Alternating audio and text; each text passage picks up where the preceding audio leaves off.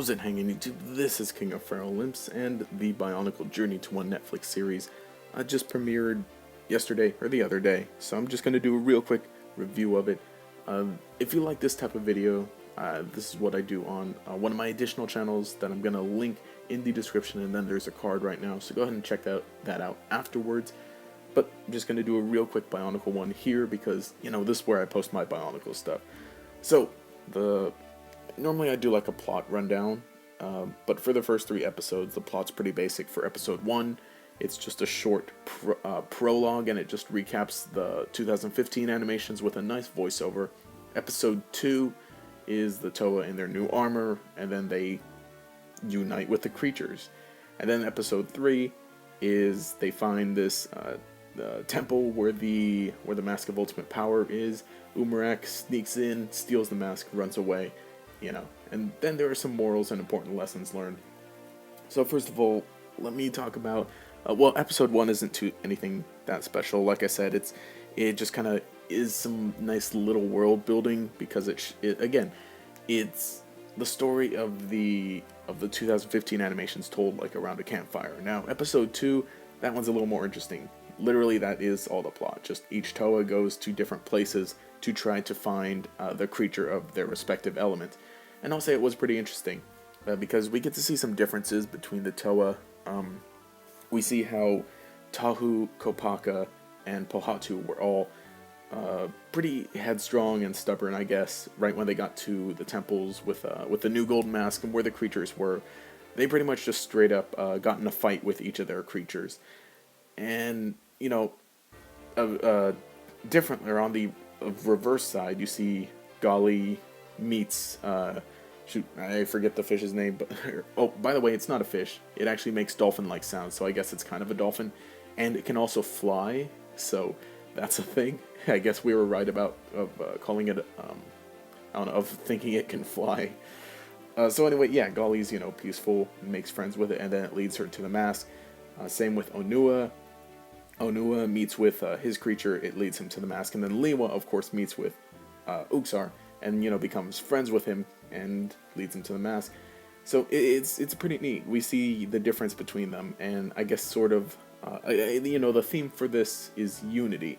So we see how the attitude of, you know, Liwa, Gali, and Onua, they're willing to unite, and they do so, and it gets them, you know, being peaceful or at peace or willing to unite forces gets them the mask easier, while we see, you know, the other Toa, while if they stick with the mentality of just fighting, then it's going to be a little more difficult.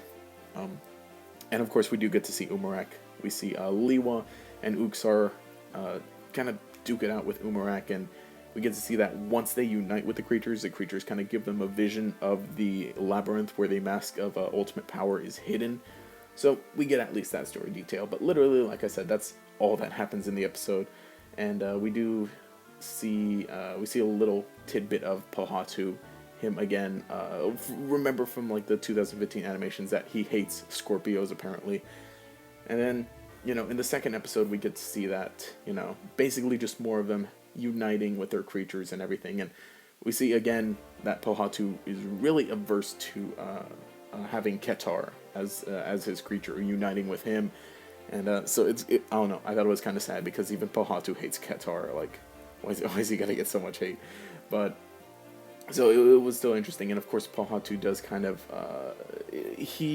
since he doesn't want to unite with Ketar so much, that allows Umarak to steal Ketar. And again, we see that Umarak does have control over the shadows, that he can disappear within them and actually use them to capture the creatures and force them to unite with him. So that's something interesting. We at least get those details, and that's exactly what he does. When Pohatu's not looking, he steals Ketar and unites with him, and then that allows him to steal the golden mask and get away. But they end up saving Ketar. Pohatu does the whole, like, he can either get the mask or save Ketar, and he chooses to save Ketar, so, you know, Umarak gets away with the mask, and literally, like I said, that's all that happens so far. But let me just talk about some of the details of it, some of the different things. Now, of course, the animation, that's the first big thing. All of the Toa and the other creatures and inhabitants of Okoto are CGI, but they're they're cell shaded. So not that it makes them look 2D, but it kind of gives them a distinct feel. Different CGI shows tend to do that to look a little different, and different CGI video games or CGI video games. Several video games do that. Use cell shading in order to make them stand out a little more, and it kind of does help them hold up a little better. And of course, one of the things when we saw the initial trailers for this, we did get to see that they're mixing the CGI with some 2D animation, which of course, it's all computer 2D, but it blends pretty nicely, and it does give you a feel of the Matanui Online games. It definitely did for me, especially a lot of the water scenes and beach-like scenes. So it just brought those vibes back. So it worked really, really well. It did give a good combination of some of the other Bionicle stuff. The action scenes, a lot of them were, they were alright, but they were real floaty, and some of them were real floaty, some of them were kind of slow and a little stilted, so there were some shots that did work, of course, when they're blending the 2D animation with it really nicely. The fight scenes didn't work, but a lot of the flight, travel, other scenes did work out. There were several times where I would just be watching and I'd be thinking, why isn't this character or that character moving or doing something, because you could avoid your thing, which, of course, for the sake of the plot to move forward and to have the conflict that they wanted to have, but it wasn't, I guess, hidden that well, so that's a kind of a gripe thing. And several times there are, just beats between a character talking. A character will say something, it'll be maybe 2 seconds of no one saying anything or doing anything of much importance, and then the character says something else. So that felt a little not well put together. So just kind of technical stuff. But other than that, the script was pretty solid. It is definitely I guess a kids show script, but not so much. Watching the first episode, the prologue, it was very well done. Of course, the tone of it was meant to be someone telling a story to the kids, I guess. But it worked well, and it still felt epic. And then going into the actual dialogue between the Toa, a lot of it is kind of not hokey, but it's nothing. It's not in high level intelligence writing, which I don't mind. Of course, reading the books and just in general being an adult fan of Bionicle, you expect that. Thankfully, it wasn't as bad as any of the other Bionicle movies. I will say that this probably had some of the best script and dialogue, because a lot of the other ones were really weird. And then, transitioning over, I guess, into voices, the voice work for this was pretty well done. You could kind of tell them apart. For the most part, I guess the Toa had not all similar voices, but again, you could tell them apart. But really, Onua, Kopaka, Pohatu, and Tahu, there was nothing special about them. Liwa, because he sounded a little more, not annoying, but the pitch in his voice was, I guess, a little higher. And then, of course, Gali being a girl, which, it's good. It's a good voice, but, the whole thing, that's her character trait for the most part. The characters were alright. So far, we mostly got to see from Pohatu and Liwa, because episodes 2 and 3 were mostly centered around them.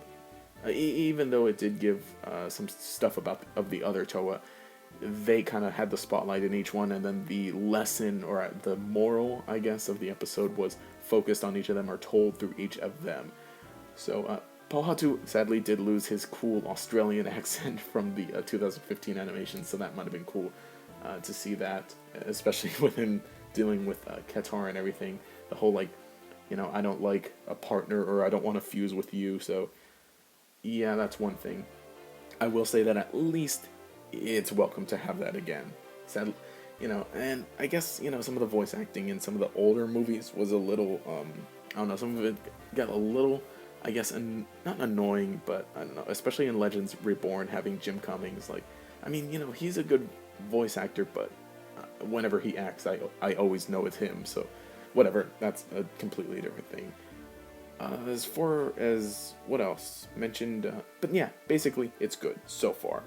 These first 3 episodes, they amount to just a little over an hour, give or take, so they're pretty good.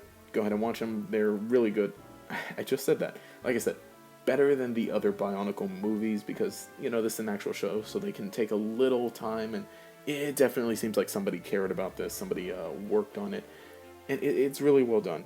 Again, the plot so far isn't anything, well, for each individual episode it isn't anything too big, but going on, you can tell it's building up to something, and especially at the end when Umarak puts on the Mask of Ultimate Power, he gets corrupted or changes. You don't really see anything, you just see a shadow, but also you hear Makuda's voice because, he's been talking with Makuda, so yeah, it's leading up to the summer story. But anyway, I think it was all good. If I had to give it a rating so far, an obligatory rating, which I don't know, not that people ask for them, but you almost feel like you have to. I'd say as far as the show goes, it's a decent 7 out of 10. If you're a Bionicle fan, this might as well be a 10 out of 10 because, again, this is the best thing that we've gotten so far as visual media or shows and movies. Or at least I would say. Anyway, if you happen to see it, let me know what you think. Not that it's, I wouldn't say it's worth getting Netflix for this, but you might as well get Netflix already if you don't, because it's real useful. I love it. And again, it was really cool to see this. Can't wait for the rest of the story later on this year. Let's have a discussion in the comments about it. And then again, like I mentioned, I do stuff like this on my other channel. Same day, I guess, I reviewed Zootopia, and oh my gosh, I have so much to say about that movie, so go ahead and check that out. Anyway, if you enjoyed the content, remember to subscribe. Also leave a like and a comment to show your support. This has been King of Feral Imps. Have a nice day.